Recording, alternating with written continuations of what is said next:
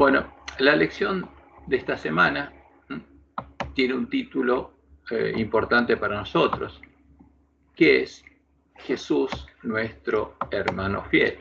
El tema que trata esta lección es el mismo tema que trataron Waggoner y Jones en 1888, el que presentaba al santo, al verdadero Jesús. El tema que fue rechazado por nuestros hermanos y por eso no pudieron entrar por la puerta estrecha al reino de Dios. Y Dios dejó a nuestros hermanos en el desierto en 1888. Dios los estuvo llamando por 13 años hasta que en 1901 le indicó a la Enahuay que esa generación no entraría en Canaán, no entraría en el reposo prometido, no entraría en el reposo del que va a hablar nuestra lección la semana que viene. Ahora, vamos a tratar este tema claro y directamente como Jesús dice que tiene que tratarse el mensaje del ángel de la Odisea. ¿Cuántos Jesús hay en nuestro tiempo? ¿Cuál de ellos es nuestro verdadero hermano fiel? ¿Presenta nuestra lección al verdadero hermano fiel? Sabemos que hay un solo Dios verdadero y un solo Jesús verdadero.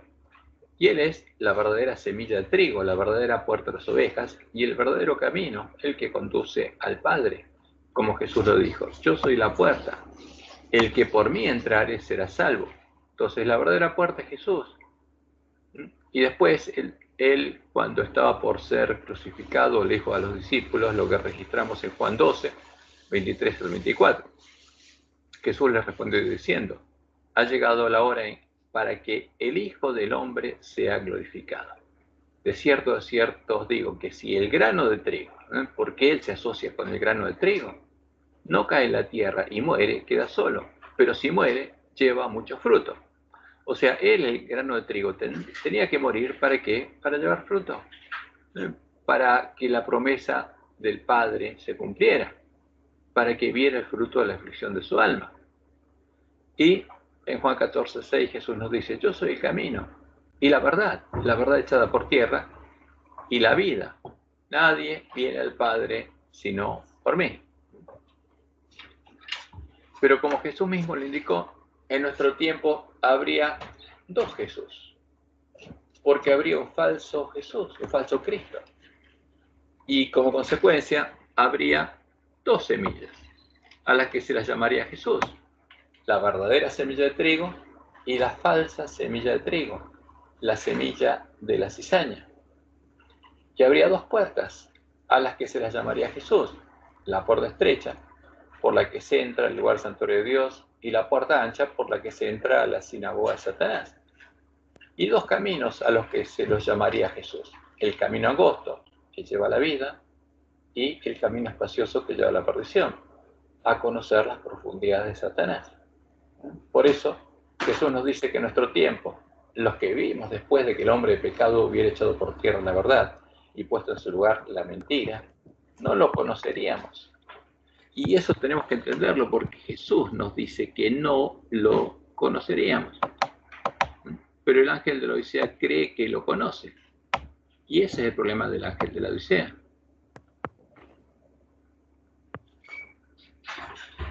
Y por eso Jesús dice que tendríamos que buscarlo y encontrarlo.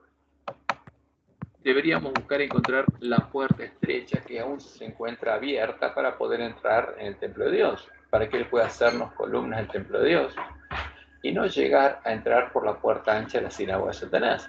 Entonces, si hay dos puertas, por eso Jesús nos advierte, cuidado, no entren por la puerta ancha. La puerta ancha la tendrían delante de ustedes, y es la puerta que tiene delante de él el ángel de la Odisea. Por eso leemos en Apocalipsis 3, 7 y 8. Escribe el ángel de la iglesia en Filadelfia, el de la iglesia de Reforma. Esto dice el santo, el verdadero. Entonces, ¿por qué Jesús tiene que hablar de sí mismo como el verdadero? Porque habría uno falso. Entonces se identifica como el que tiene la llave de David, porque el falso se las dio el Papa. Ese es el tema. ¿Puedes cerrar la puerta? Entonces, ¿qué pasa? El falso se las dio el Papa. Porque el Papa dice que Jesús le dio las llaves del reino a Pedro, que es el primer Papa. Y eso está en nuestras Biblias, en los cadáveres de los dos testigos. Pero Jesús dice que no, que él tiene la llave de David, que es una sola. Y él abre y ninguno cierra, y cierra y ninguno abre. Y nos dice, yo conozco tus obras. Aquí he puesto delante de ti una puerta abierta, la cual nadie puede cerrar. El Papa no la puede cerrar, Satanás tampoco. Porque aunque tienes poca fuerza, has guardado mi palabra y no has negado mi nombre. Y por eso nos dice, entrad por la puerta estrecha, porque ancha es la puerta, y espacioso el camino que lleva a la perdición.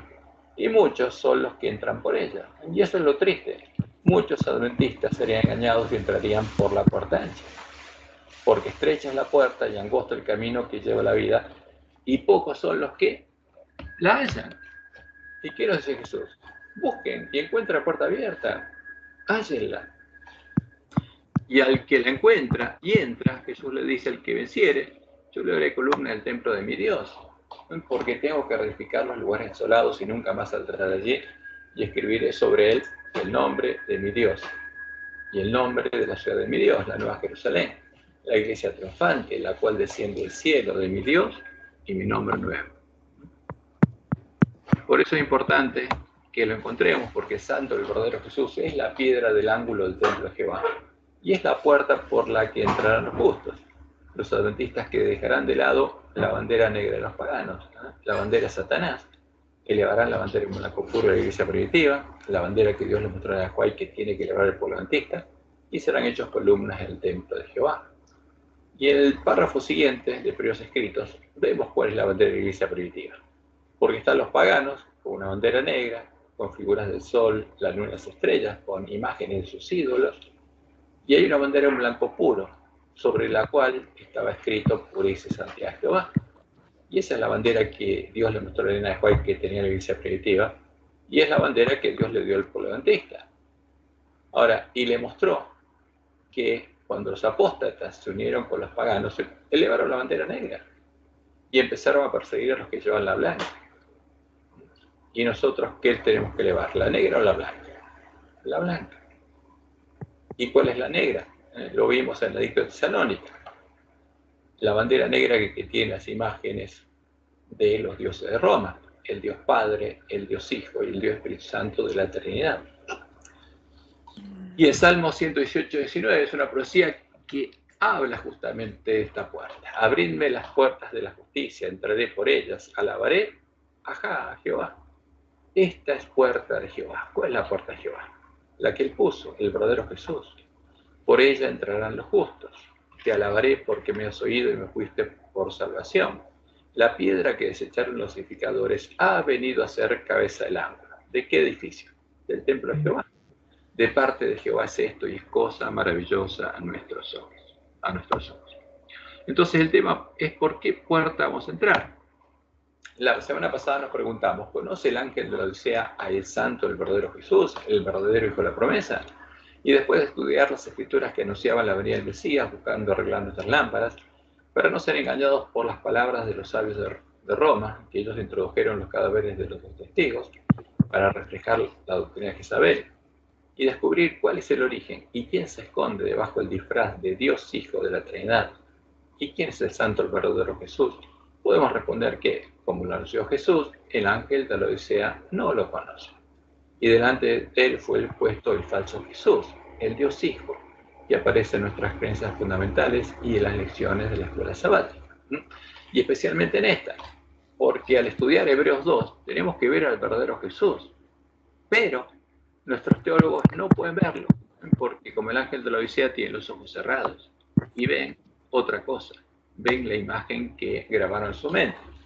Por eso, fíjense que el autor de esta lección del sábado 15 de enero, dice lo siguiente: Hebreos 1 habla de Jesús como el Hijo de Dios, el gobernante de los ángeles, y el resplandor de la gloria de Dios, o sea, toma la NBI, pero que dice el original, que refleja el que tiene la esencia de Dios, el Dios Hijo, que tiene la esencia de Dios, o sea, se nos presenta a otro Dios, al Dios Hijo, y las palabras que están en Hebreos 1:3 son el reflejo del credo niceno.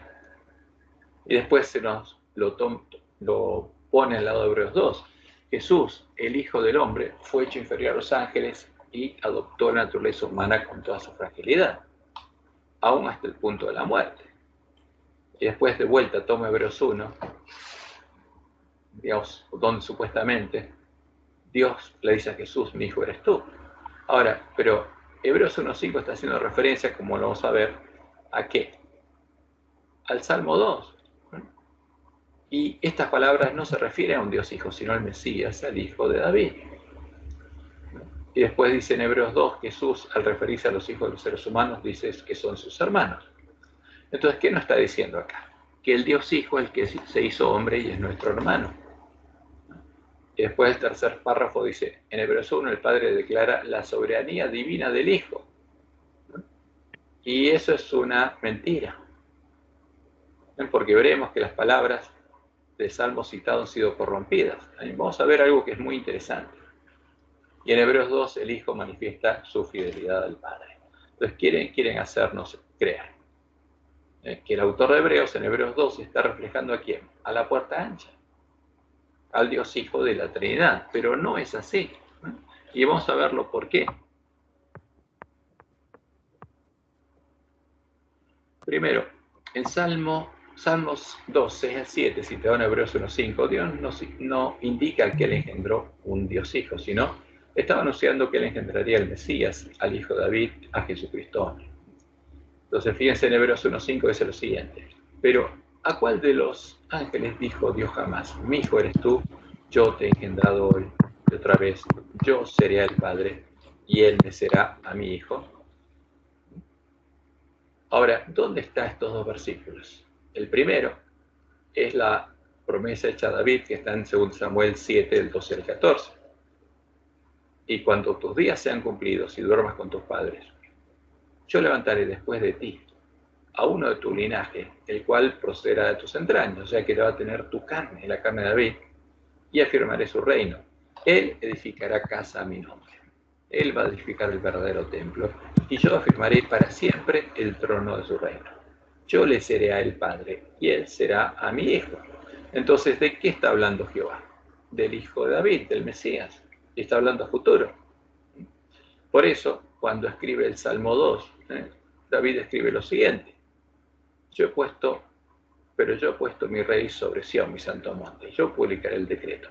Jehová me ha dicho, mi hijo eres tú, yo te engendré hoy. Pero David está hablando de su hijo, no de un Dios hijo engendrado.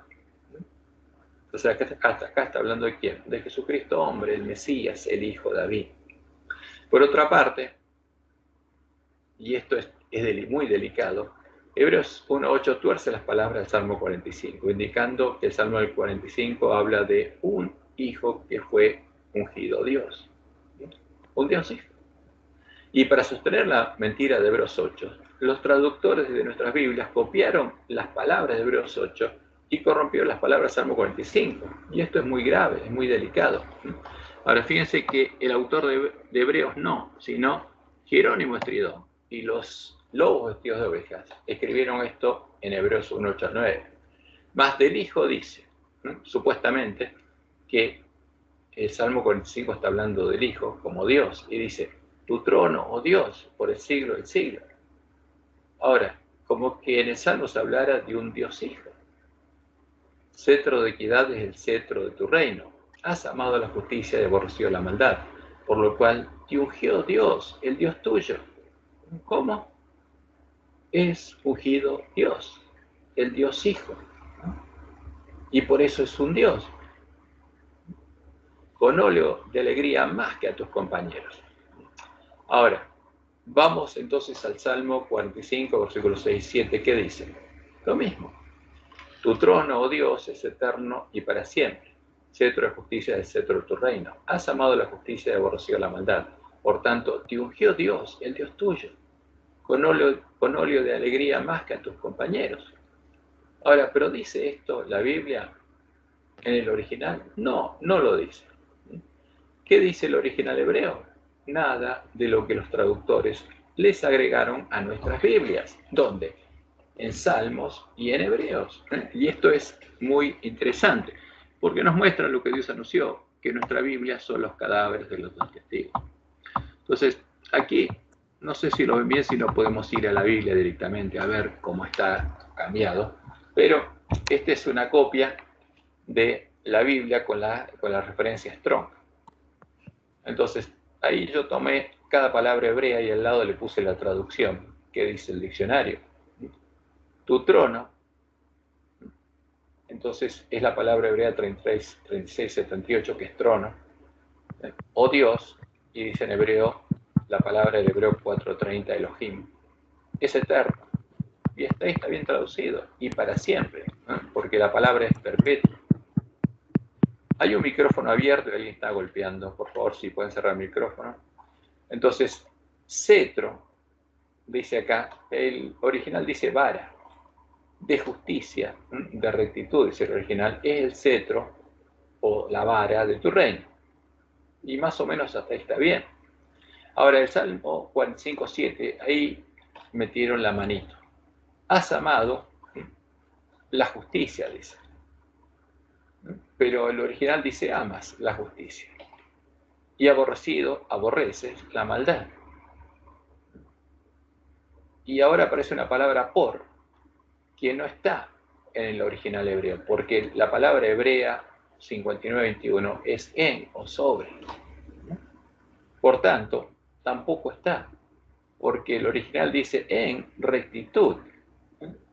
Y ahora el T tampoco está, son agregados, son cambios y agregados. Ungió, y ungió sí está. Dios también está, Elohim. Y ahora aparece el Dios tuyo, y esa frase no está, se la agregaron para cambiar el sentido de la palabra. Con óleo de alegría, más que a tus compañeros. Y tampoco está ese más que a tus, ¿no? Porque lo único que dice es compañero, su compañero. Entonces, ¿qué dice el Salmo 145? El Salmo 45.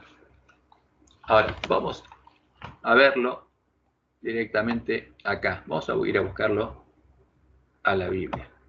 Salmo 45. Esperen que lo agrando esto. Vamos a agrandar la letra.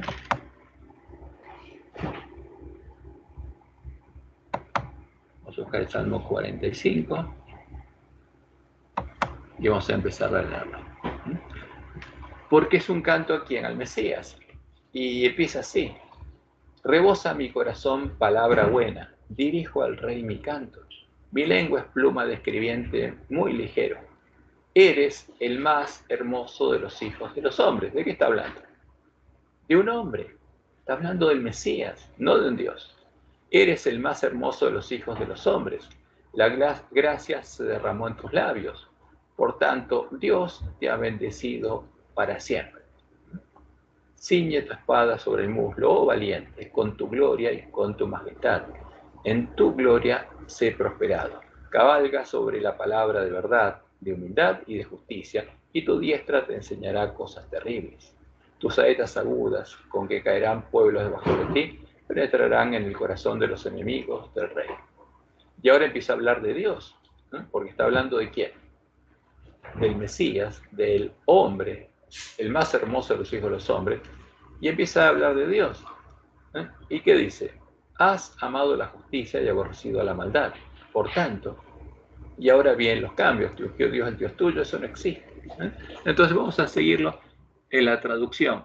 Si vamos aquí, simplemente ponemos aquí como están los números de Strong, y cuando vamos a 45:7 vemos, has amado la justicia y aborrecido la maldad. Por tanto, el T no existe, solo existe el ungió. Dios, el Dios tuyo tampoco existe. Fíjense que acá no existe por ninguna palabra hebrea. Está Dios y después ninguna palabra, eso es un agregado.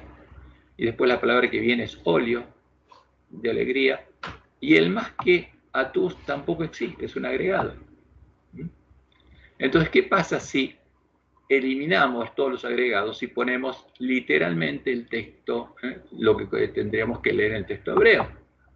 Y resulta esto. Rebosa mi corazón palabra buena.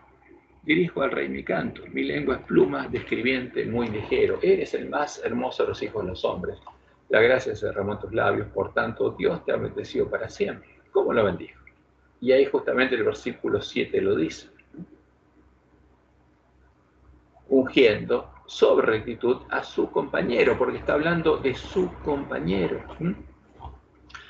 ¿Y qué dice el versículo 6-7? Tu trono, oh Dios, es eterno y perpetuo, vara de rectitud es la vara de tu reino. Amas la justicia y aborreces la maldad.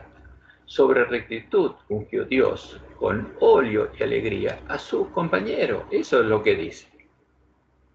No dice otra cosa, no dice, por tanto te ungió Dios, el Dios tuyo. Eso es un verso de los traductores de nuestras Biblias, de los sabios de Roma. Pero no dice eso la Biblia. Dice, sobre rectitud ungió Dios con óleo y alegría a quien, a su compañero, como dice el Salmo 61.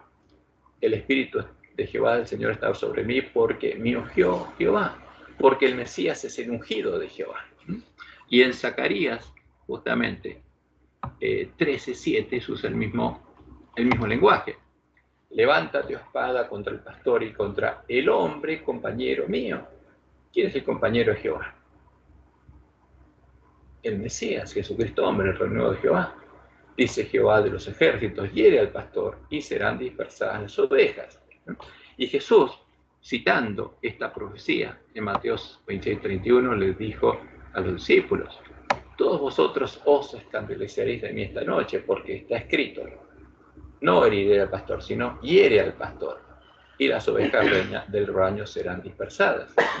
Entonces, ¿qué hizo Jesús? Se asoció a él al compañero de ¿quién? De Dios, al renuevo de Jehová, porque está hablando del Mesías esa profecía, el más hermoso de los hijos de los hombres, no estaba hablando de un Dios.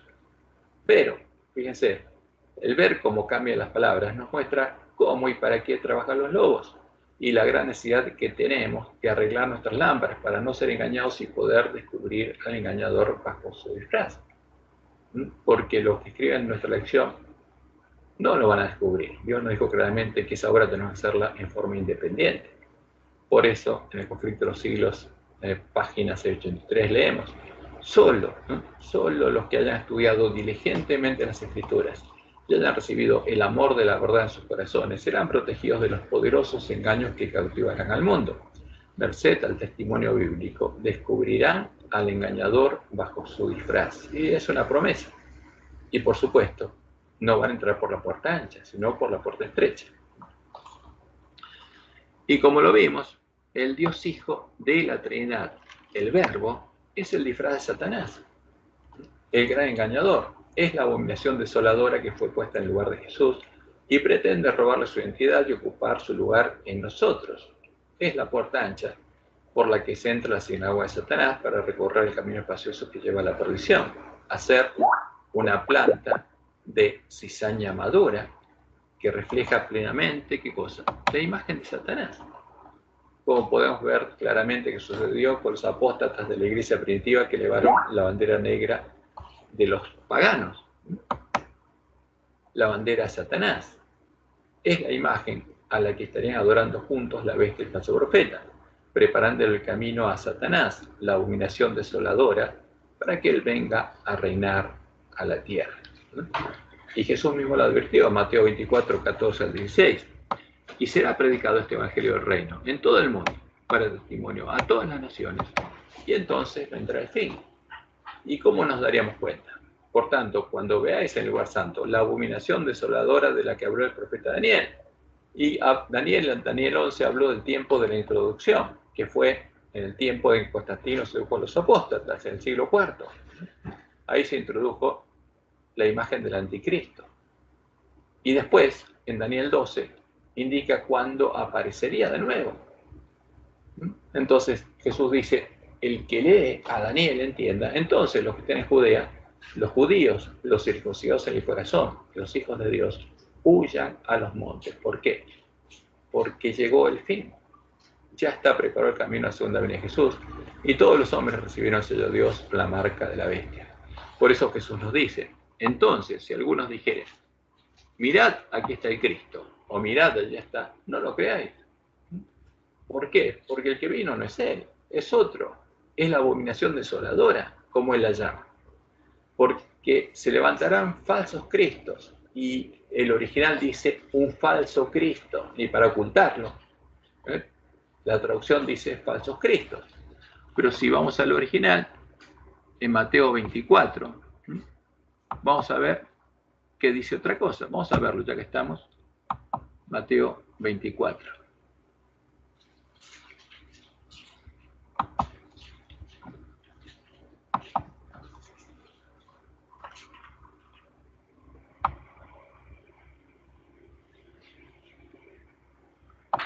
Porque dice, se levantarán, y el se levantarán lo ponen ellos porque en griego está porque, la palabra es porque, y eso está correcto. Acontecerá. ¿Qué cosa? Que se levantarán, la palabra es levantarse, o se despertarán. ¿Quién? Falsos Cristos, dice nuestra lección. ¿Y qué dice el original? ¿Cuál es la palabra?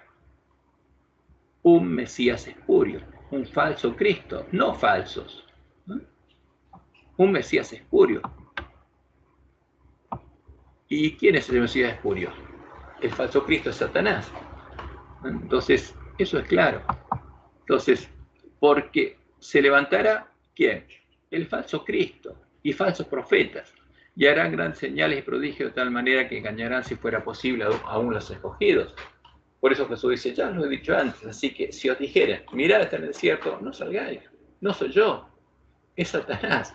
O mirad, están los aposentos, no lo creáis, porque como el relámpago que sale del oriente y se muestra hasta el occidente, así será también la venida del Hijo del Hombre. Porque donde quiera que estuviera el cuerpo muerto. Entonces Jesús identifica al anticristo como la abominación asoladora, y el cuerpo muerto, allí se juntarán las águilas, los que comen cuerpos muertos. Ahora, y aquí están las imágenes, justamente el cumplimiento de la profecía. Aquí fue introducida la abominación asoladora, porque es el dios Sol con la cruz en el medio, que es símbolo del dios Hijo, porque la cruz es un símbolo de las estrellas para los paganos, los hijos del sol y la luna. Y entonces cuando uno ve el sol y la cruz, ese es un Dios Hijo. Y ese Dios Hijo es el que Roma le da a comer al pueblo de Dios. Es la doctrina de Jezabel.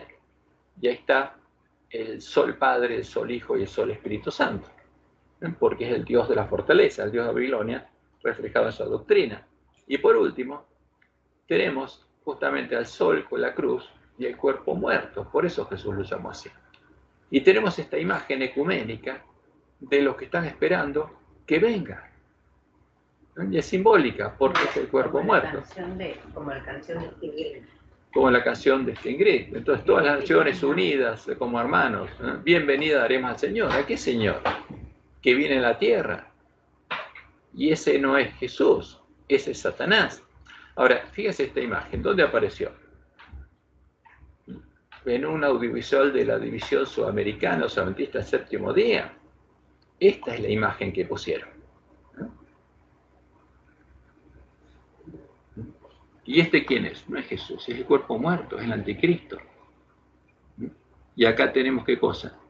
Una reunión ecuménica, donde fíjense, acá hay unas monjitas, acá hay unos indígenas que adoran a su Dios en su tradición, acá hay otros que supone que son cristianos, hay todo, de todo. Y todos unidos, esperando ¿a quién? Fíjense, la multitud sigue, ¿a quién? Al anticristo, porque eso no es Jesús, es el cuerpo muerto, porque Jesús no se quedó en la cruz, y es el símbolo de Satanás. Y como dice Elena, el acto capital que coronará el gran drama del engaño será que el mismo Satanás será por Cristo. El gran simulador, el gran engañador simulará que Cristo habrá venido. En varias partes de la tierra Satanás se manifestará a los hombres como ser majestuoso, de un brillo deslumbrador, parecido a la descripción que del Hijo de Dios da San Juan en Apocalipsis. La gloria que le rodee superará cuanto hayan visto los ojos mortales. El grito de triunfo repercutirá por los aires. Cristo ha venido, Cristo ha venido. ¿Y quién vino? Satanás. ¿Quién vino? La abominación asoladora. El Jesús de la bestia y el falso profeta. El pueblo se postrará en adoración ante él, mientras levanta sus manos y pronuncia una bendición sobre ellos como Cristo bendecía a sus discípulos cuando estaba en la tierra. Y en Testimonios para los ministros y Saneamiento de los últimos días, página 172. Elena cuenta de nuevo esta escena. En esta época aparecerá ¿quién? El anticristo, como si fuera el Cristo verdadero. El Jesús al que adora la bestia y el falso profeta. Y entonces la ley de Dios será completamente invalidada en las naciones de nuestro mundo. La rebelión contra la santa ley de Dios habrá llegado a su completa maduración. Pero el verdadero director de toda esta rebelión es ¿quién? Es Satanás, vestido como un ángel de luz. Los hombres serán engañados y lo exaltarán al lugar de Dios y lo edificarán. Pero la omnipotencia se interpondrá contra las iglesias apóstatas que se unan para exaltar a Satanás. Y se pronunciará la sentencia. Ahora, las iglesias apóstatas se unirían para adorar a este Cristo. Y se unirían puntos comunes de doctrina.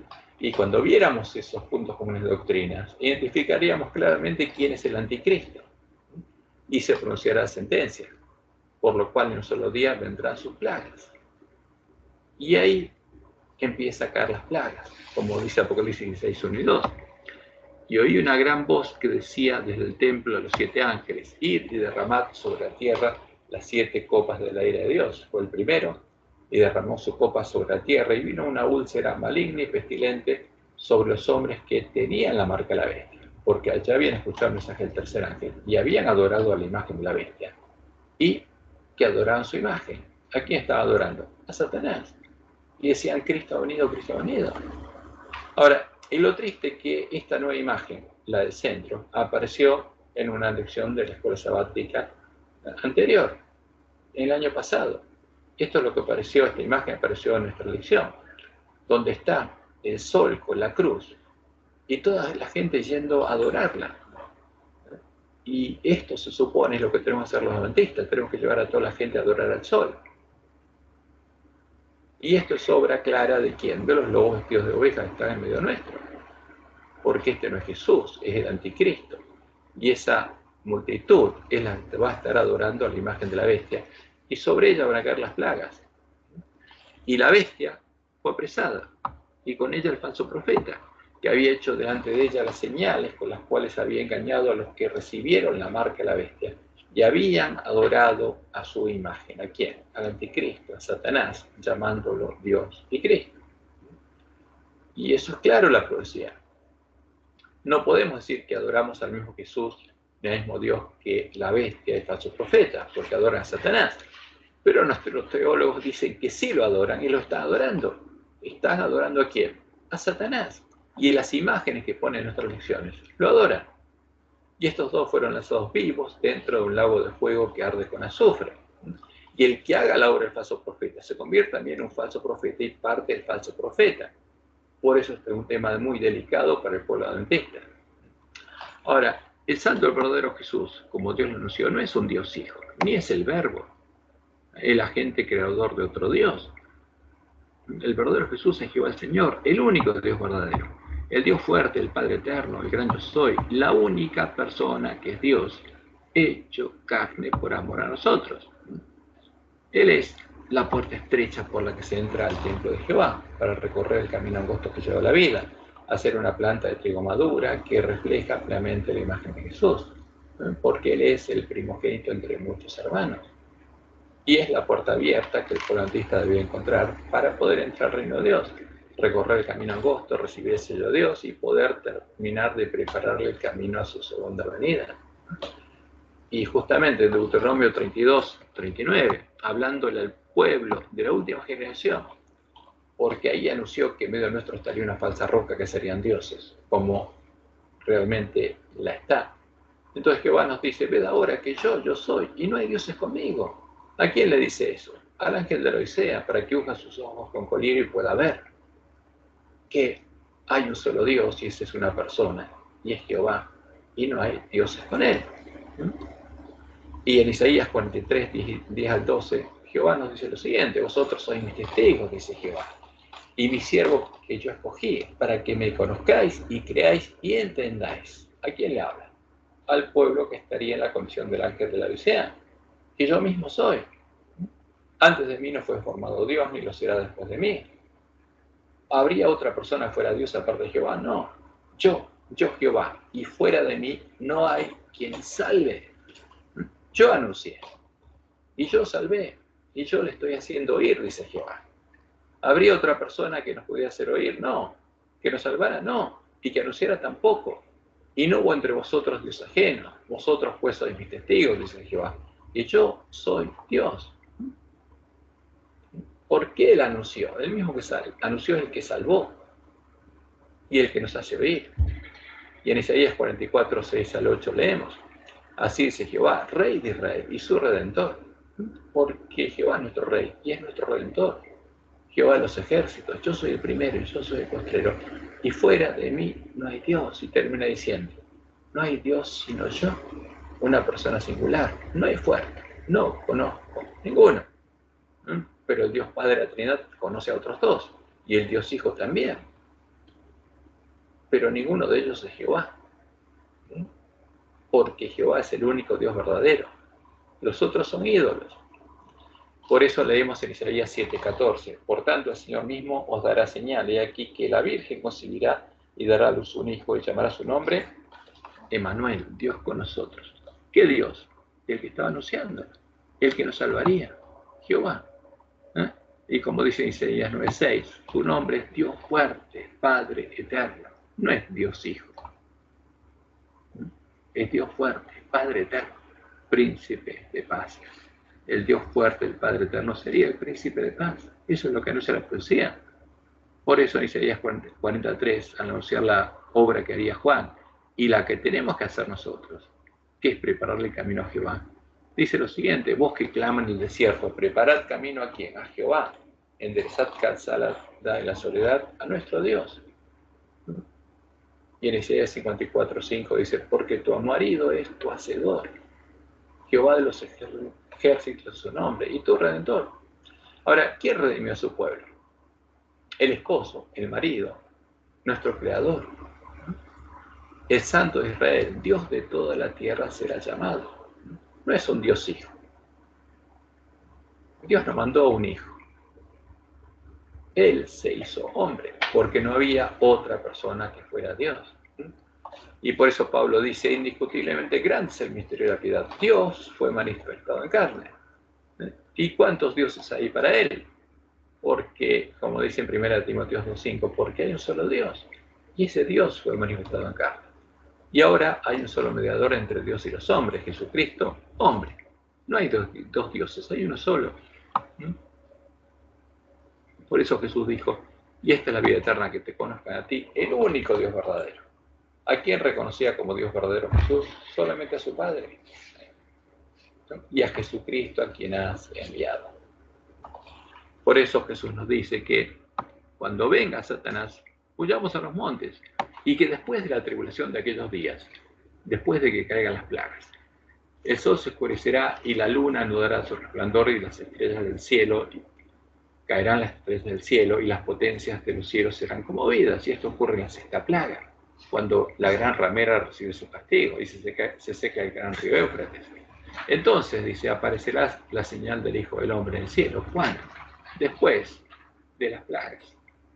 Y entonces lamentarán todas las tribus de la tierra y verán al Hijo del Hombre viniendo en las nubes del cielo con poder y gran gloria. ¿Y verán a quién? Al Hijo del Hombre, al Mesías verdadero, al Hijo de Adán, al Hijo de Abraham, al Hijo de David, viniendo sobre las nubes del cielo con poder y gran gloria. Y enviará a sus ángeles con gran voz de trompeta y juntará sus escogidos de los cuatro vientos, desde un extremo del cielo hasta el otro. Y vemos que son dos distintos, hay dos Jesús distintos, a cuál adoraremos, porque los que adoren al verdadero, cuando vean venir al verdadero Jesús, dirán, y se dirán en aquel día, he aquí, este es nuestro Dios, le hemos esperado y nos salvará, este es Jehová, a quien hemos esperado. ¿El otro quién es? Es la abominación asoladora. Nos gozaremos y nos alegraremos en su salvación. Ahora, fíjense que esta es la más hermosa historia de amor jamás contada, de lo que un marido amante hizo para redimir a su esposa amada. ¿Por quién la redimió? El marido. Por eso, como dice en Isaías 47:4, nuestro Redentor, Jehová de los ejércitos es su nombre, el Santo de Israel. Y en Isaías 54:5 Jehová dice, porque tu marido es tu hacedor. ¿Quién es el marido? Jehová, de los ejércitos es su nombre. Y él es tu redentor. O sea, tu marido es tu redentor. El Santo de Israel, Dios de toda la tierra será llamado. Ahora, ¿qué hizo para redimirnos? Se hizo hombre y se entregó a sí mismo por nosotros. No entregó a otro, ¿no? Se entregó a sí mismo por nosotros, como dice Pablo en Efesios 5:25-27. Maridos, amad a vuestras mujeres así como Cristo amó a su iglesia. ¿Y quién es Cristo? Dios hecho hombre. Y se entregó a sí mismo por ella. O sea, se hizo hombre para entregarse a sí mismo ¿por quién? Por su esposa, en lugar de su esposa, para redimirla, para santificarla, habiéndola purificado en el lavamiento del agua por la palabra, a fin de presentársela a sí mismo. Una iglesia gloriosa, que no tuviese mancha, ni arruga, ni cosa semejante, sino que fuere santa, fuese santa y sin mancha. Ahora, ¿cuál es el objetivo del Evangelio? Que la iglesia sea santa y sin mancha, ¿no? Que los miembros de la iglesia sean santos y sin mancha. Y por eso, en Isaías, Jehová dice lo siguiente: por amor de Sión, por amor de mi amada, dice, no callaré, y por amor de Jerusalén no descansaré, hasta que salga como resplandor su justicia y su salvación se encienda como una antorcha. Entonces verán las gentes tu justicia y todos los reyes tu gloria, y te será puesto un nombre nuevo que la boca de Jehová nombrará. Y serás corona de gloria en la mano de Jehová, y diadema de reino en la mano del Dios tuyo. Nunca más te llamarán desamparada, ni tu tierra se dirá desolada, sino que serás llamada mi deleite, Epsibá, y tu tierra Beula, desposada, porque el amor de Jehová estará en ti. Esa es la promesa. El amor de Jehová va a estar ¿dónde? En el corazón de la esposa. Y tu tierra será desposada, pues como el joven se desposa con la virgen, se desposarán contigo tus hijos, y como el gozo del esposo con la esposa, así se gozará contigo el Dios tuyo. Y eso es lo más hermoso del Evangelio. Cuando comprendemos la verdad, podemos dejar de amar a Jehová, al santo, al verdadero Jesús, al que nos amó tanto y nos redimió. No. Por eso Satanás busca ocultarlo, para poder engañarnos y ocupar su lugar en nuestra mente y en nuestro corazón, para que lo amemos a él y lleguemos a ser parte de su esposa, la gran Babilonia. Entonces, por eso es importante que el pueblo de Dios entienda la verdad y pueda discernir entre la verdad y la mentira. Ahora, esto lo tenemos que ver junto con esta lección, porque es muy importante para el pueblo adventista, para que pueda discernir entre la verdad y la mentira. Y vamos a ver primero el Jesús que no es Jehová y no es nuestro hermano. Entonces, cuando un mentiroso quiere defender una mentira, termina creando nuevas mentiras. Eso es lo que les ocurrió a los apóstatas que elevaron la bandera negra a los paganos con las imágenes del Dios Padre, del Dios Hijo y del Dios Espíritu Santo de la Trinidad, definidos usando cosas sacrificadas a los ídolos, los conceptos y dogmas con los que los paganos definían a sus dioses. Para sostener su primera afirmación, su primer dogma, las imágenes de estos dioses debían estar sujetas a las definiciones de los dogmas paganos y debían cumplir con ellos. Y así empezaron a definir nuevas mentiras. Ahora vamos a ver cuáles son estos dogmas filosóficos paganos. Primero está la esencia de la sustancia divina, porque en función de eso definieron los dioses. Para los filósofos griegos, la esencia o sustancia divina de la que estaban hechos o eran engendrados los dioses precedía a la existencia de estos y era permanente y primordial.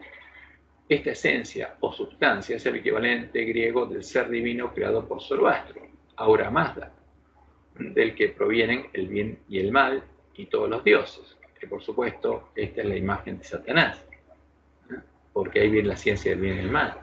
Lo mismo sucedía con la sustancia de la que estaban hechos o eran engendrados los mortales, que también era permanente y primordial, que no cambiaba. Aquí tenemos justamente una explicación. Los primeros filósofos griegos que estudiaron la naturaleza, la física, fueron los presocráticos. trataron de establecer el origen y la constitución de los seres naturales. Entendían la naturaleza como una sustancia permanente y primordial. Ahora, ¿qué dice Hebreos en nuestras Biblias? Que Jesús tiene la sustancia del Padre. ¿Y de dónde viene ese concepto? De aquí. Una sustancia permanente y primordial que se mantiene a través de los cambios que sufren los seres naturales. O sea, pueden sufrir cambios los seres, pero su esencia no cambia. Entonces, para los que creían y enseñaban los dogmas griegos, un dios era una hipóstasis de la sustancia divina. Un hijo de los dioses, engendrado por los dioses, que heredaba la naturaleza divina, como Apolo, hijo de Zeus, dios de Dios, engendrado de la sustancia divina de su padre y de su madre.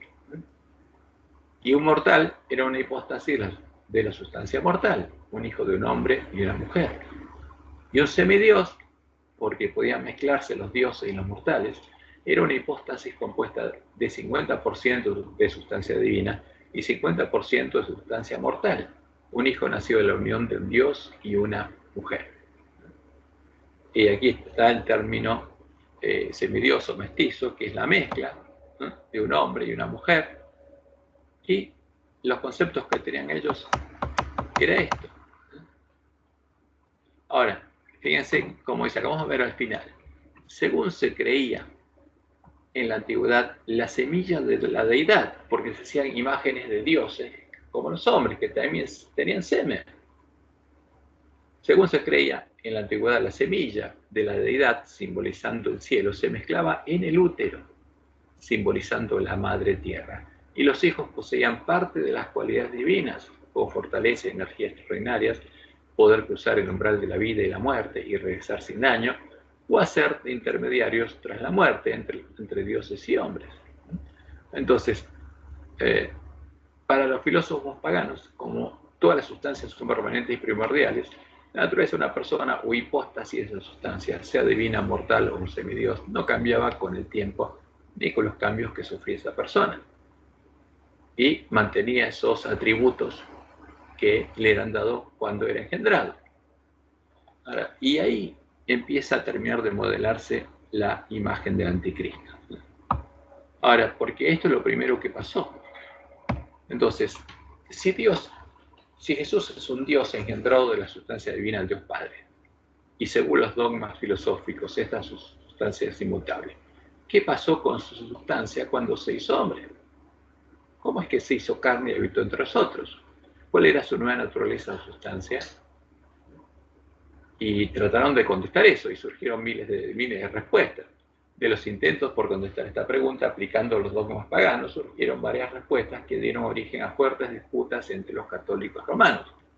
Algunos planteaban que Jesucristo hombre, siendo un hijo de Dios, el Dios Espíritu Santo, y de una mortal, de María, se mezclaban los atributos divinos y humanos en una única nueva naturaleza, como ocurría con los semidioses. Entonces, ahí vienen los unificistas, el unificismo, que había una nueva naturaleza, que Jesús tenía una naturaleza distinta a la nuestra, porque era mitad Dios y mitad hombre.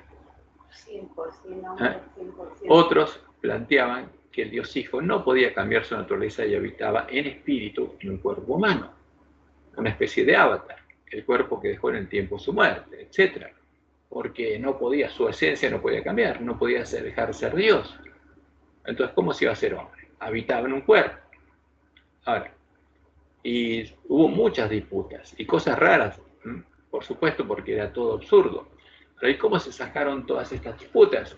Con la definición de un nuevo dogma papal, al que todos debían aceptar y someterse. ¿Qué dijeron? Que Jesucristo hombre era 100% Dios. Conservaba todos los atributos de su naturaleza divina, que no había cambiado, y a la vez era 100% hombre.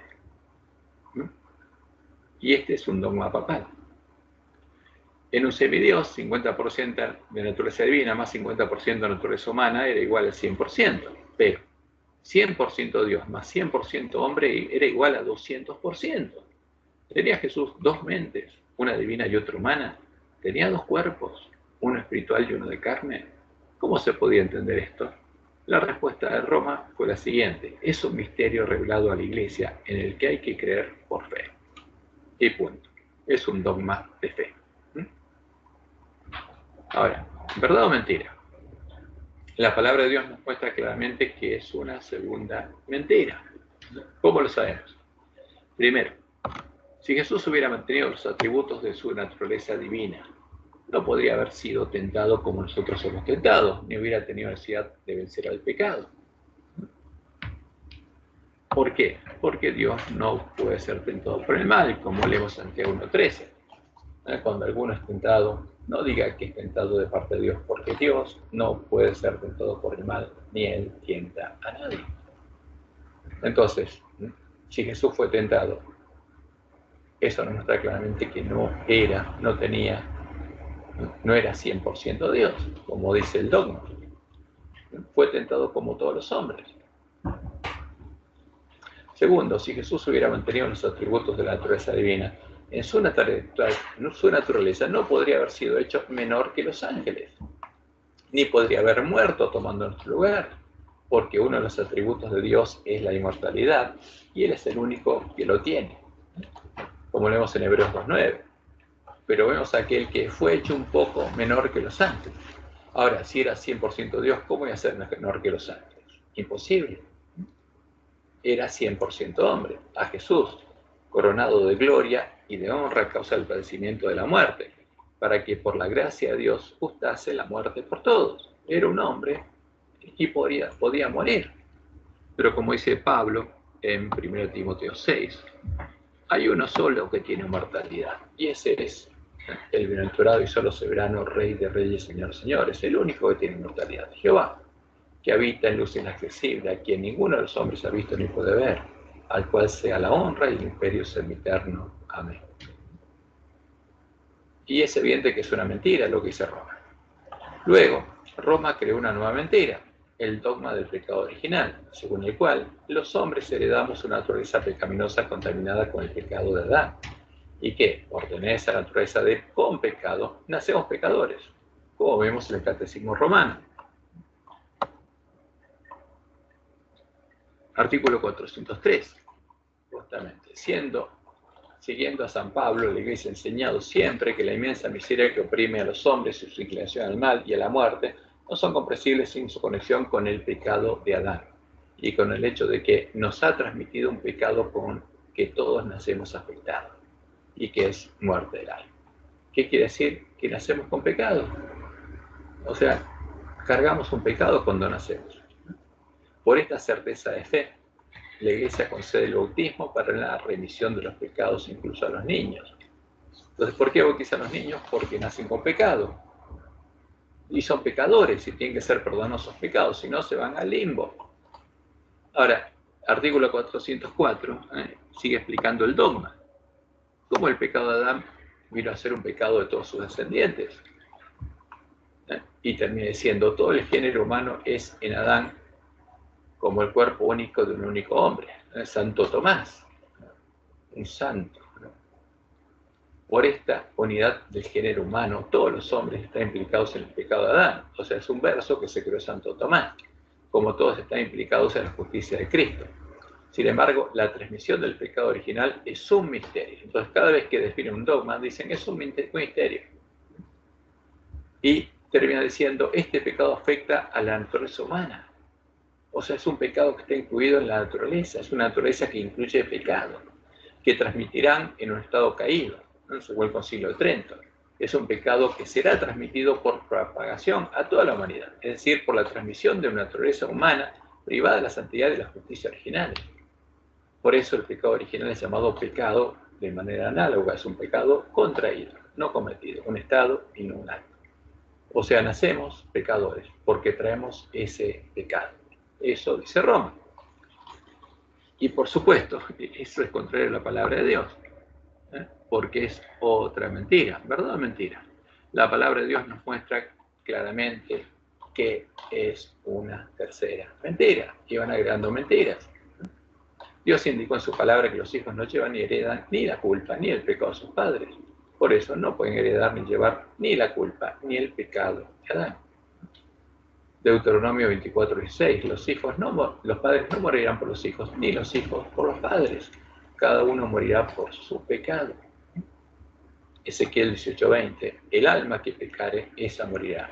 El Hijo no llevará el pecado del Padre, el Padre llevará el pecado del Hijo. La justicia del justo será sobre él y la impiedad del impío será sobre él. Ahora, ¿lleva el Hijo el pecado del Padre? No. ¿Los hijos de Adán llevan el pecado de Adán? No. ¿Y los nietos de Adán llevan el pecado de sus padres y el de Adán? No. ¿Y nosotros llevamos el pecado de nuestros padres y toda la genealogía hasta Adán? No. Es una mentira. Nadie lleva el pecado de sus padres, y menos el pecado de Adán. Es una mentira abierta. Y por eso Jesús, que era hijo de Adán, era hijo de Abraham, era hijo de David, y de toda la genealogía que aparece en la Biblia, no llevó ningún pecado de ninguno de esos descendientes. ¿Y para qué nos muestra esa genealogía de la Biblia? Para mostrarnos que lo que dice Roma es una mentira. Y a pesar de ser evidentemente contraria a la ley y al testimonio de los profetas, esta doctrina ha sido introducida en nuestra iglesia junto con el falso Jesús. Y es enseñada en las facultades de teología. Porque esta mentira es enseñada como verdad en nuestras facultades. Ahora, en las fotos del simposio de teología sobre Romanos que se llevó a cabo en la UAB en octubre del 2017, podemos observar que nuestros teólogos, doctores y profesores de teología evitan hablar del pecado original, pero usan un término equivalente. Heredamos una naturaleza pecaminosa, una naturaleza con pecado. Y es lo mismo que dice Roma, el mismo concepto.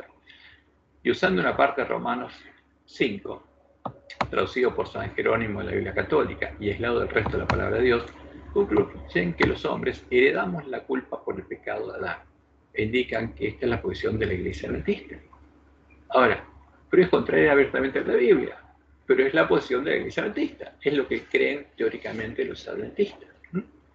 Fíjense, primero, los dos pastores que presentaron esto venían de la división y eran brasileños.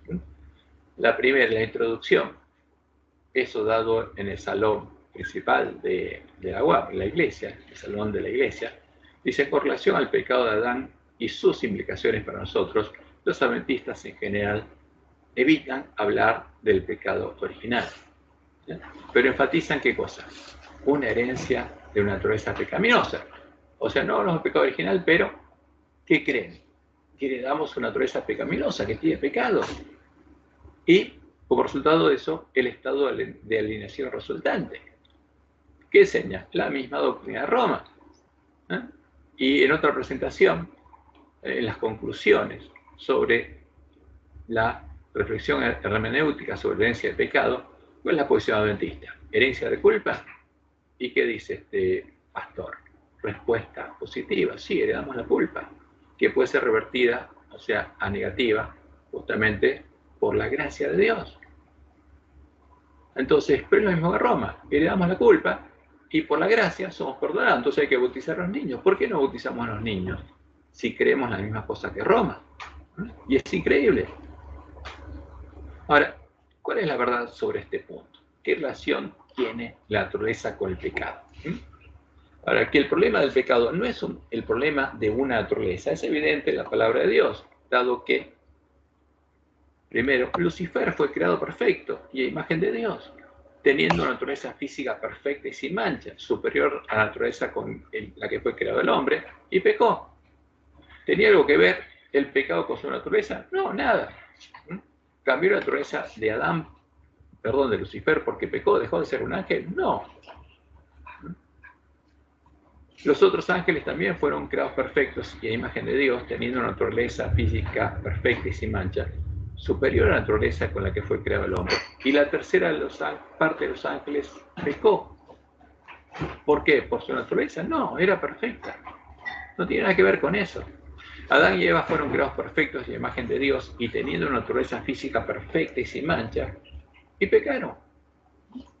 Ahora, y Jesús nació como un hijo del hombre, siendo inferior a los ángeles y teniendo la misma carne y sangre de todos sus hermanos, los hijos de Adán. Una carne debilitada y degradada por 4000 años de pecado, y no pecó. Esa carne y sangre, nuestra carne y sangre, no le impidió vencer al pecado en la carne y llegar a ser un cordero adulto y sin mancha de pecado. ¿Qué pasó? Es que la carne no tiene nada que ver con el pecado. es otra cosa. Como Dios le explica, el problema no está en nuestra carne, en la naturaleza de nuestro cuerpo, ni en la de los ángeles, ni en la de Adán antes de la caída, ni en la de Adán después de la caída, ni en la nuestra degradada por 6.000 años de pecado. Como sucedió con Lucifer, el verdadero problema está en lo que tenemos escrito en la mente y en el corazón. Es la ley que tenemos escrita en la mente y el corazón, porque eso es lo que define si somos un árbol bueno o un árbol malo. Como dijo Jesús, Mateo 12:35, el hombre bueno del buen tesoro del corazón saca buenas cosas y el hombre malo del mal tesoro saca malas cosas. ¿Y qué dice Ezequiel 28 que pasó con Lucifer? Corrompió el tesoro de su corazón, se llenó de iniquidad y pecó. ¿Por qué él creó esa ciencia que corrompe la mente y el corazón? Y después él corrompió la mente y el corazón de sus hermanos y el del hombre. Y en Mateo 7:18 Jesús dice, no puede el buen árbol dar malos frutos, ni el árbol malo dar frutos buenos. Porque ¿qué tiene el corazón? ¿Qué ley tiene? Si tiene escrito lo que Dios tiene escrito en su mente y en su corazón, es un árbol bueno. Si tiene escrito lo que Satanás tiene escrito en su mente y en su corazón, es un árbol malo y es hijo del diablo. Ese es el problema. El problema de Adán y Eva fue que permitieron que Satanás escribiera su conocimiento, la ciencia del bien y el mal, el conocimiento que él había creado y tenía en su mente y en su corazón, la ley del pecado, en su mente y en sus corazones. Por esa causa se convirtieron en árboles malos y en esclavos del pecado, esclavos de lo que tenía escrito en la mente, esclavos del reino de la muerte, el reino del príncipe de este mundo. Por eso Jesús tenía que liberarnos de ese reino, ¿no? Y ahí está la clave para entender de qué se trata justamente el plan de redención.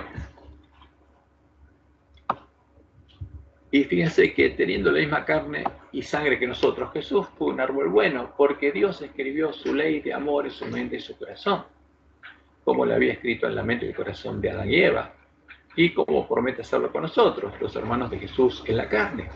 Dios no necesita cambiar nuestra carne para poder escribir su ley. En nuestro estado, Él lo que necesita que nosotros querramos, que Él vuelva a escribir su ley en nuestra mente y en nuestro corazón, y quite la ley del pecado. Y Él lo va a hacer. Fíjese, Salmos 48 habla del Mesías, me complazco en hacer tu voluntad, oh Dios mío, y tu ley está en medio de mi corazón. ¿Qué tenés, Jesús? La carne de Abraham, la carne de David, la carne de sus hermanos, pero ¿qué tenía en su mente y su corazón? Tenía escrita la ley de Dios, por eso era un árbol bueno.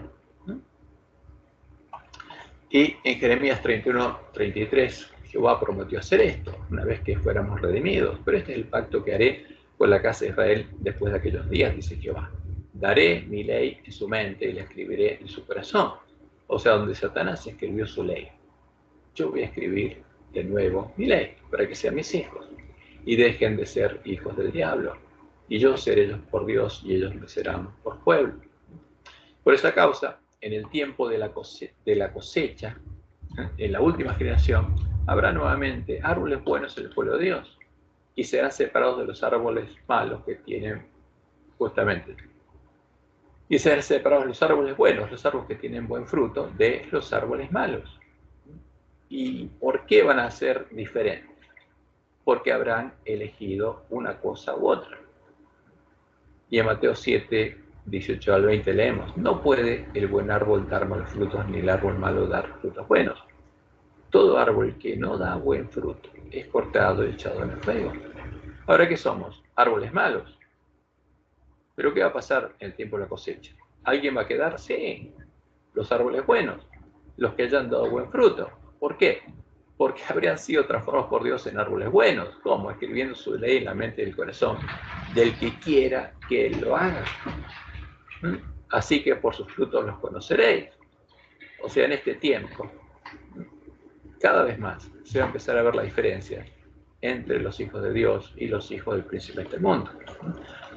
Y como consecuencia de enseñar esta mentira sobre nuestra naturaleza, para ocultar la verdad, los teólogos de Roma tuvieron que crear una nueva naturaleza, una naturaleza humana diferente de la nuestra. ¿Para qué? Cuando el Dios Hijo de la Trinidad se hiciera hombre, no naciera pecador por tener la carne pecaminosa que heredan todos los hijos de Adán. como también lo vemos en el Catecismo Romano, porque al inventar esta mentira, tienen que inventar otra carne para Jesús. Y así terminaron de modelar el anticristo. ¿Y qué dice? Tras la caída, el hombre no fue abandonado por Dios, al contrario, Dios lo llama y le anuncia de modo misterioso la victoria sobre el mal y el levantamiento en su caída, Génesis 3:15. Este pasaje del Génesis ha sido llamado protoevangelio por ser el primer anuncio del Mesías Redentor, anuncio de un combate entre la serpiente y la mujer, y de la victoria final de un descendiente de esta. Ahora, el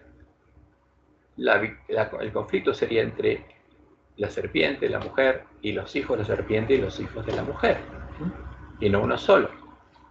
Y el artículo 411 sigue diciendo: la tradición cristiana ve en este pasaje un anuncio del nuevo Adán. Y después, por otra parte, dice: numerosos padres y doctores de la Iglesia ven en la mujer anunciada en el protoevangelio la madre de Cristo, María, como nueva Eva. Entonces se inventan una nueva Eva, que es madre del nuevo Adán, porque necesitan que tenga una carne que sea distinta a la nuestra. Ella ha sido la primera y de una manera única se benefició de la victoria sobre el pecado alcanzada por Cristo. Fue preservada de toda mancha de pecado original. Entonces Eva tenía otra carne, esta nueva Eva, ¿no? Que supuestamente es María. Y no era igual que todos los hombres, era distinta. Tenía la naturaleza de Adán antes de la caída. Y durante toda su vida terrena, por una gracia especial de Dios, no cometió ninguna clase de pecado. O sea, fue la primera que venció el pecado en la carne.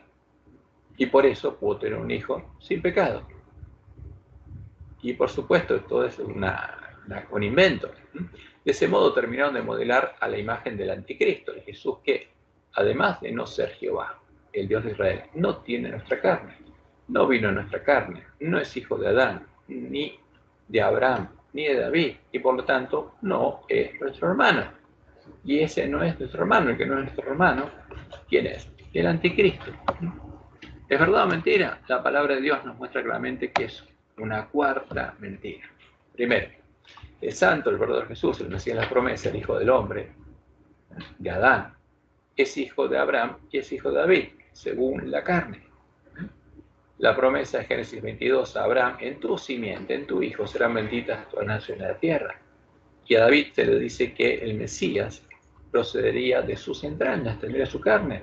Y Pablo en Romanos 1:3 dice que Jesús, acerca de su hijo, nuestro Señor Jesucristo, que era del linaje de David según la carne. ¿Era o no era? Claro que era. ¿Era hijo de David según la carne? Sí. ¿Tenía la carne de David? Sí. Segundo punto, como lo indica el autor de Hebreos en el versículo de memoria, dado que todos los hijos de Adán participaron de la misma carne y sangre, para llegar a ser en todo semejante a sus hermanos, Jesús participó de la misma carne y sangre que todos los hijos de Adán. Y es claro esto, así que por cuanto los hijos participaron de carne y sangre, él participó ¿de qué? De lo mismo. ¿De qué? De la misma carne y sangre. Para destruir. Y el original dice dejar, inmovilizar, neutralizar, abolir, acabar. ¿Qué cosa? Por medio de la muerte, el que tenía el imperio de la muerte, esto es el diablo, para liberarnos de la esclavitud a la que estamos sometidos, porque Satanás nos reclamaba como propios. ¿De quién nos liberó Jesús? De la esclavitud, del pecado. Por Satanás nos reclamaba como súbditos de su reino. Y el tercer punto claro es que el Jesús que no tendría nuestra carne y sangre sería el falso Jesús, el anticristo. Profecía que se cumple en el Jesús definido como el Dios Hijo de la Trinidad, que es el anticristo, la abominación desoladora, como lo dijo Juan en 1 Juan 4:3. Amados, no creáis a todo espíritu, sino probad a los espíritus si son de Dios, porque muchos falsos profetas han salido por el mundo. ¿Quién es el falso profeta? El que predica esto. En esto conoced el Espíritu de Dios. Todo espíritu que confiesa que Jesucristo ha venido en carne es de Dios. Y todo espíritu que no confiesa que Jesucristo ha venido en carne no es de Dios. Y todo el que no confiesa que Jesucristo ha venido en nuestra carne es un falso profeta. Y este es el espíritu del anticristo. el cual vosotros habéis oído que viene y que ya está en el mundo. Y tristemente, esta es otra de las abominaciones. Esta mentira es otra de las abominaciones que también ha sido introducida en nuestra iglesia, buscando que las iglesias caídas nos reconozcan como una iglesia hermana que enseña las mismas doctrinas que ellas. Como lo empezaron a hacer en el libro Respuesta a Preguntas sobre Doctrina, nuestros teólogos enseñan que Jesús estuvo exento de la herencia de los hombres, que no heredó lo que nosotros heredamos y que tenía la naturaleza de Adán antes de la caída. Enseñan toda la doctrina de Roma. En su página 383, el libro Questions on Doctrine o Respuesta a Preguntas sobre Doctrina dice: Cristo estuvo exento de las pasiones y pulsiones heredadas que corrompen a los descendientes naturales de Adán. Era sin pecado, no solamente en su conducta externa, sino en su misma naturaleza. Ahora, ¿qué quiere decir esto? Que nosotros tenemos una naturaleza con pecado y Jesús no tenía otra naturaleza. Y después en la página 650 dicen: tomó la naturaleza impecable de Adán. Entonces, ¿qué tiene? No tiene nuestra naturaleza, es otro Jesús, no es el verdadero. Y estos conceptos católicos lo veo reflejado en las lecciones de la semana, que afirma que somos esclavos del pecado en lo más profundo de nuestra naturaleza, y que Jesús tenía una naturaleza humana diferente y apartada de la nuestra, una naturaleza no ensombrecida por el pecado. ¿Y de qué Jesús está hablando? Del anticristo, el que no es nuestro hermano. Pues justamente, la semana que tenemos que estudiar, Hebreos 2, que es el tema que presentaron Wagons y Jones para presentar a Jesucristo, que era nuestro hermano en la carne, y al que se opusieron los lobos que estaban vestidos de ovejas dentro de la iglesia adventista. Ahora nos encontramos que nos presentan, ¿qué cosa? Lo contrario, el mensaje de 1888. Y vamos a ver lo que dice. Dice Hebreos 2 nos presenta a Jesús, dice, como humano. Dice, no obstante, Hebreos también afirma que Jesús era diferente de nosotros con respecto al pecado. En primer lugar, Jesús no cometió ningún pecado. En segundo lugar, Jesús tenía una naturaleza humana que era, y esto es una mentira abierta, porque que era santa, inocente, sin mancha, apartada de los pecadores. Una naturaleza humana que era santa, inocente, sin mancha, apartada de los pecadores. ¿Qué quiere decir? Los pecadores tienen una naturaleza manchada y la de Jesús era distinta, ¿no? Nosotros tenemos tendencias al mal. Nuestra esclavitud al pecado comienza en lo más profundo de nuestra propia naturaleza. ¿Qué dicen? Que somos esclavos al pecado por nuestra naturaleza. ¿Y qué más enseñan? Que recién en la segunda venida Jesús va a cambiar esa naturaleza. ¿Y qué quiere decir eso? Que vamos a seguir siendo pecadores hasta la segunda venida, o sea, árboles malos hasta la segunda venida. Pero Jesús fue claro: si seguimos siendo árboles malos, vamos a ser cortados. Y eso es lo que quiere Satanás. Por eso nos enseña la mentira en el folleto de nuestra lección. Porque el que cree esto creyó una mentira. No obstante, dice más adelante, la naturaleza de Jesús no estaba ensombrecida por el pecado. No era nuestra naturaleza, tenía otra. ¿Y a qué Jesús presenta en nuestra visión? Al anticristo, a la abominación desoladora de la que habló el profeta Daniel. Y se ofreció a sí mismo como sacrificio sin mancha a Dios en nuestro favor. Como en las lecciones de la escuela sabática pasada, vemos que hay un Jesús que se pone entre Dios y nosotros, le cae el rayo a él y Dios lo castiga a él, como dice el libro de la Trinidad. Pero esto es una mentira, ¿no? Porque Jesús no hizo eso, no es un sacrificio para contentar a Dios, sino que murió para redimirnos. Que Jesús se ofreció a sí mismo como sacrificio a Dios en nuestro favor es otro error enseñado por la Iglesia de Roma y las iglesias protestantes caídas, el falso profeta. Jesús no le pagó a Dios por nosotros. El que ofreció su cordero en nuestro favor para hacer expiación por nuestros pecados y liberarnos de la esclavitud del pecado, pagando el precio de nuestra redención, al que nos tenía esclavizados en el reino de la muerte y nos reclamaba como suyos, fue nuestro Dios y Padre. Y Jesús, por el gozo puesto delante de él, decidió ser el Cordero de Dios que quita el pecado del mundo, como leemos en Juan 1:29. El siguiente día vio Juan Jesús que venía a él y dijo: he aquí el Cordero de Dios que quita el pecado del mundo. Este es el Cordero de Dios. No es el que le va a pagar a Dios, es el que Dios trae. Isaías 53:6, todos nosotros nos descarriamos como ovejas, cada cual se apartó por su camino, mas Jehová cargó en él el pecado de todos nosotros. ¿Para qué? Para redimirnos. Vemos que todos estos dogmas católicos, el de la doble naturaleza de Cristo, el del pecado original y el de la naturaleza humana de Cristo, diferente a la nuestra, provenientes de la mesa de Jezabel, la mesa de los borrachos, como había sido anunciado la palabra profética más segura, ya han sido introducidos en medio de la Iglesia Adventista, junto con el dogma de la Trinidad, el alfa de las herejías mortíferas, acerca de la presencia y la personalidad de Dios. ¿Y cuál es el verdadero Jesús? Eso es lo que tenemos que entender. Esta es la parte más importante, y es lo que presentaron Wagons y Jones en 1888.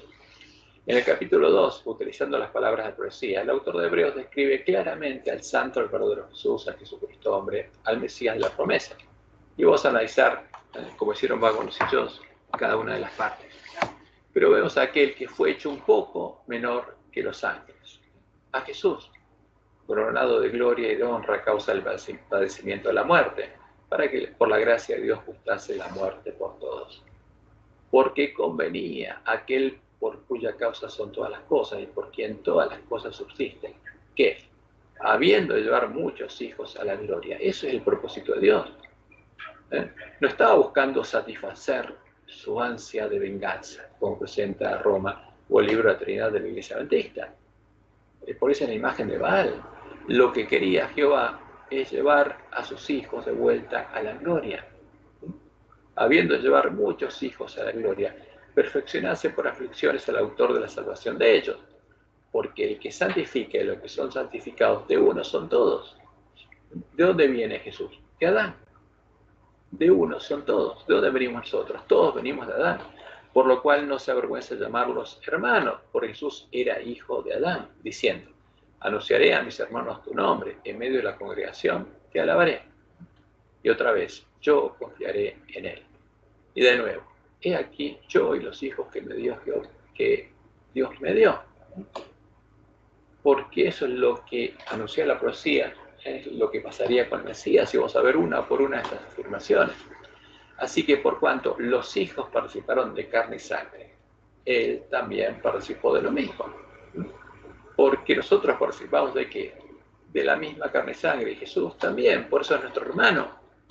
Y lo que Roma dice es una mentira, y lo que dicen nuestros teólogos es la misma mentira de Roma, es el mismo vino. Para destruir por medio de la muerte el que tenía el imperio de la muerte, esto es el diablo. Y librar, ¿qué tenía que destruir? El imperio de la muerte. Y librar de ese imperio y de Satanás a todos los que por el temor de la muerte estaban durante toda la vida sujetos a servidumbre, que eran esclavos del pecado, porque ciertamente no socorrió a los ángeles, sino que socorrió a la descendencia de Abraham, por lo cual debía ser en todo semejante a sus hermanos. ¿En qué? En cuanto a la carne y sangre, como lo dice claramente. Para venir a ser misericordioso y fiel sumo sacerdote en lo que a Dios se refiere, para expiar los pecados del pueblo, pues en cuanto él mismo padeció siendo tentado, porque no era Dios, era hombre, es poderoso para socorrer a los que son tentados. Y este es uno de los párrafos más hermosos de la Biblia. Ahora, ¿qué nos dice el autor de Hebreos? Fíjense, siendo el único Dios verdadero, siendo Jehová, el Dios fuerte, el Padre eterno, ¿qué pasó? El Dios nuestro se hizo un poco menor que los ángeles, se hizo 100% hombre, y aparte de su nombre Jehová, el renuevo de Jehová no conservó ninguno de los atributos de la naturaleza divina, porque fue hecho un poco menor que los ángeles, pero que decía la profecía. Y aquí vienen días, dice Jehová, en que levantaré a David, reino justo, y reinará como rey, el cual será dichoso, y hará juicio y justicia en la tierra. En sus días será salvo Judá, e Israel habitará confiado, y este será su nombre con el cual le llamará. ¿Cómo?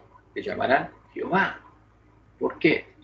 Porque los que creyeran en él reconocerían que él es Jehová, justicia nuestra. Entonces, aunque fuera hombre, le llamarían Jehová, porque Jehová hecho hombre, no dejó de ser Jehová. Pero el renuevo de Jehová, Jesucristo hombre, era 100% hombre. Pero no perdió su identidad, seguía siendo Jehová, nuestro Dios. Por eso Jesús dice, yo soy el alfa, el omega, el principio y el fin, el primero y el último. Y fue perfeccionado por Dios en medio de las aflicciones para que llegara a ser autor de nuestra salvación y la piedra del ángulo de su templo, el templo que él edificaría con piedras vivas y sería el antitipo del templo de Jerusalén, el templo de piedra reedificado por Zorobabel y Josué. Entonces, perfeccionarse por aflicciones al autor de salvación de ellos. ¿No? Y esa profecía está en Zacarías 3, del 8 al 9. Escucha pues ahora, Josué, sumo sacerdote, tú y tus amigos se sientan delante de ti, porque son varones simbólicos. En esta profecía son símbolos, y el templo también es un símbolo. Y aquí yo traigo a mi siervo el renuevo, porque aquí aquella piedra que puse delante de Josué, sobre esta única piedra hay 7 ojos. ¿Cuál es la única piedra que tiene 7 ojos? Que son los 7 espíritus de Dios. Jehová. Y aquí yo grabaré su escultura. ¿Por qué? Cuando venga mi siervo renuevo, el varón cuyo nombre es el renuevo, yo voy a grabar su escultura, yo lo voy a perfeccionar, dice Jehová de los ejércitos, y después de perfeccionarlo quitaré el pecado de la tierra en un día. Como todos sus pecados, Jesús era hijo de Adán, como todos sus hermanos, perdón. Jesús era hijo de Adán, era hijo del hombre, era el hijo del hombre de la promesa, el Mesías, el primogénito de la simiente de la mujer, que vencería a la serpiente y a su simiente. Porque el que santifica y los que son santificados de uno son todos, por lo cual no se avergüenza de llamarlos hermanos, diciendo, anunciaré a mis hermanos tu nombre, en medio de la congregación te alabaré. ¿Y qué dice Génesis 3:15? Y pondré enemistad entre ti y la mujer, entre tu simiente y la simiente suya. Esta te herirá en la cabeza y tú le herirás en el calcañar. Y en Salmos 22 está lo que cita el autor de Hebreos. Anunciaría tu nombre a quién? A mis hermanos. En medio de la congregación te alabaré. Y está hablando del Mesías. Y por supuesto, los judíos eran sus hermanos. Como hombre, nació de mujer y nació bajo la ley, debía confiar en Jehová, su Dios, y debía depender de él. Debía vencer por la fe en su Dios y Padre, como nosotros. Y otra vez, yo confiaré en él. Y por ejemplo, Isaías 50, del 4 al 7 dice lo siguiente: Jehová el Señor me dio lengua de sabios para saber hablar palabras al cansado.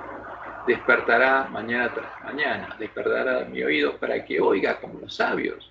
¿Quién era? Un hombre que necesitaba aprender y oír la palabra de Dios. Jehová el Señor me abrió el oído y yo no fui rebelde ni me volví atrás.